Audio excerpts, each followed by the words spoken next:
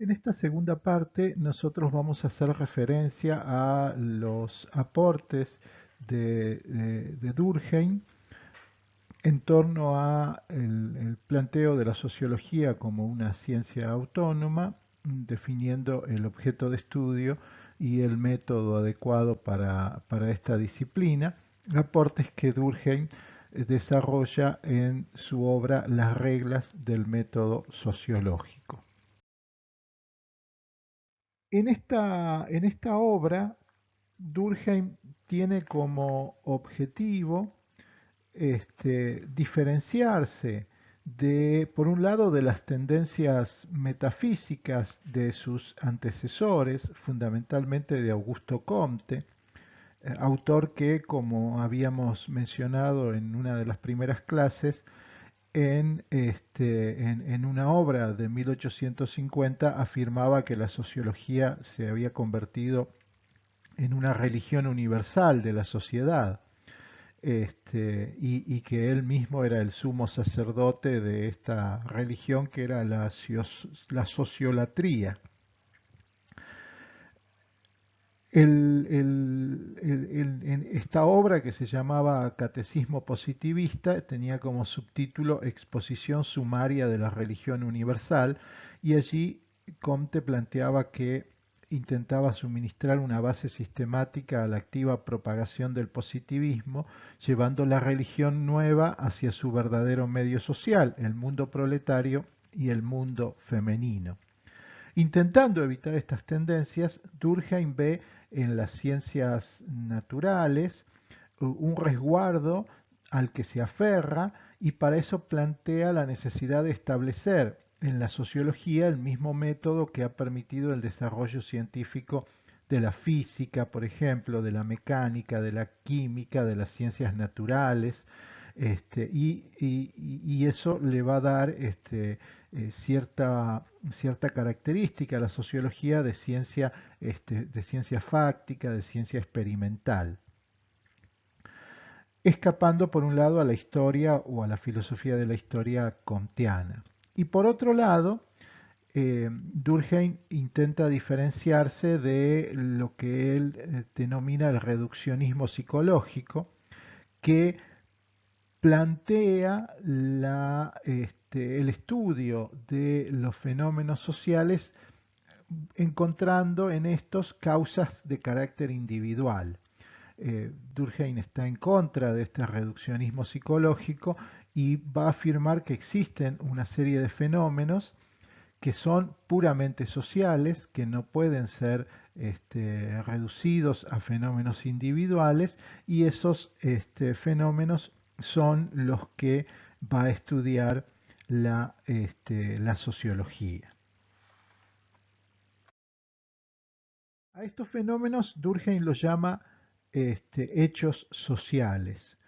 Los hechos sociales remiten a todas las maneras de obrar, de pensar y de sentir, que son, por un lado, externas al individuo y que se le imponen determinando sus conductas, ¿sí? Durkheim los define como toda forma de hacer, pensar y sentir que puede ejercer sobre el individuo una presión exterior, o aún que es general para el ámbito de una sociedad dada, al mismo tiempo que tiene una existencia propia independiente de las manifestaciones exteriores. El hecho social difiere del hecho biológico. Por ejemplo, alimentarse no es un hecho social, pero consumir determinados alimentos en compañía de determinadas personas y asumiendo determinadas costumbres, sí lo son.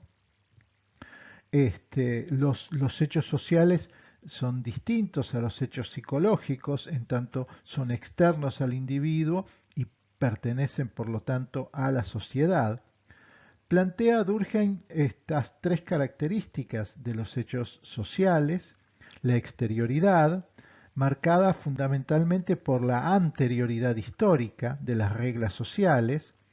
Este, Plantea Durkheim que, por ejemplo, la paternidad existía antes de que yo llegara a la situación de ser padre. Por lo tanto, si existía previamente, si es anterior a que yo asuma ese papel social, es porque pertenecía a la sociedad y no es propia del individuo. Entonces, la exterioridad es una de las características. La coerción que ejercen sobre los individuos es otra de esas características, los obligan a determinados comportamientos. Y la última característica es la extensión. Los hechos sociales son de la sociedad y por lo tanto están presentes en un gran número de individuos, en los grupos sociales, en las comunidades, en las sociedades, y no son hechos individuales. Durkheim plantea como hechos sociales, por ejemplo, los hechos morfológicos, o sea, los hechos demográficos, el tamaño de la población, la densidad. Estos son fenómenos que son propios de la sociedad y no de los individuos. Luego aparecen las maneras de hacer vinculadas a algún tipo de institución, como por ejemplo el derecho, la religión, eh, todos estos papeles sociales que nosotros desarrollamos dentro de las instituciones y las instituciones mismas constituyen hechos sociales. Y por último, ubica Durkheim las maneras de hacer sin vínculos institucionales, a lo que Durkheim llama las libres corrientes sociales, que se manifiestan en el accionar de las multitudes, o sea, la acción de la masa, por ejemplo, o en el humor de las sociedades, cierto estado de ánimo general, de optimismo, de pesimismo, por ejemplo, esos también constituyen hechos sociales.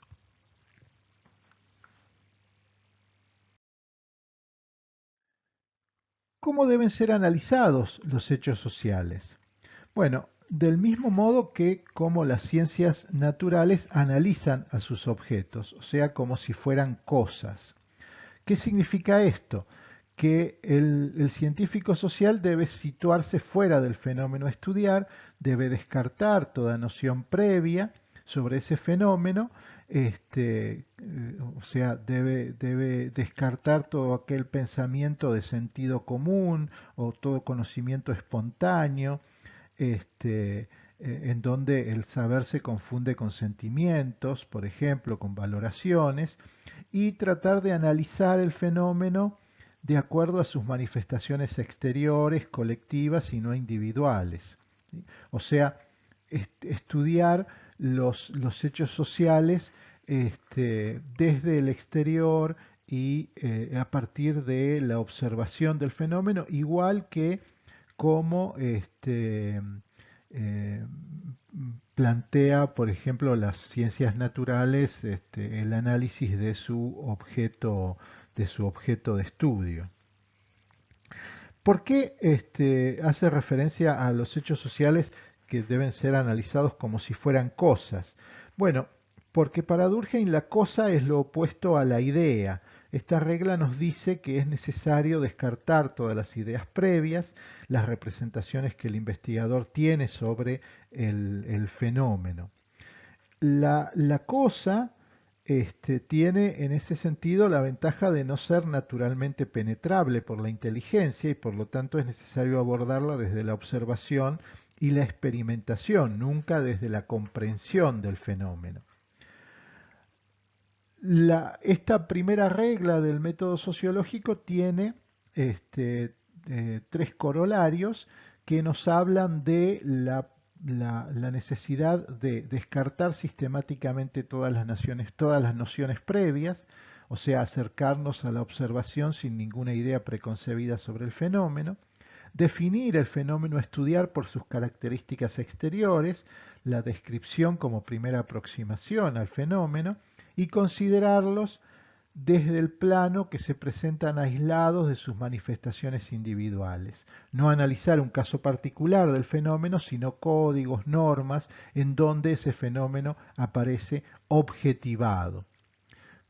Por ejemplo, si nosotros quisiéramos hacer un análisis de la problemática de la desocupación en nuestra sociedad, y pensáramos en un abordaje etnográfico o antropológico a partir de la historia de vida de alguien que ha sufrido el fenómeno de la desocupación, esa mirada para Durkheim no constituiría un camino científico de abordar el fenómeno, y él propondría a cambio un estudio en donde, por ejemplo, nosotros pudiéramos analizar la evolución de las tasas de desocupación en distintos periodos históricos o en distintas regiones de nuestra sociedad. Ese sería un análisis en donde el fenómeno que vamos a estudiar se lo analiza desde una perspectiva objetivista, o sea, como si fuera una cosa.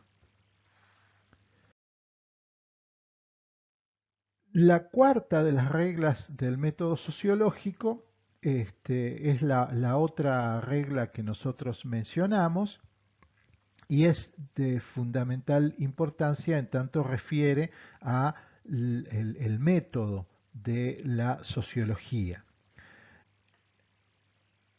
El método para Durkheim es la explicación.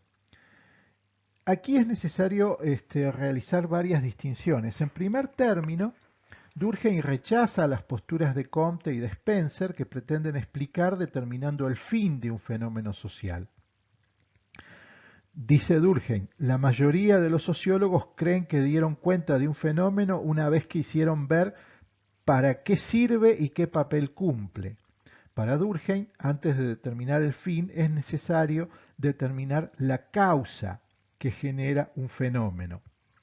Y luego sí podemos plantear la cuestión de la función de un fenómeno social. Plantea Durkheim en las reglas del método sociológico. Entonces llegamos a la regla siguiente. La causa determinante de un hecho social debe buscarse entre los hechos sociales antecedentes y no entre los estados de la conciencia individual.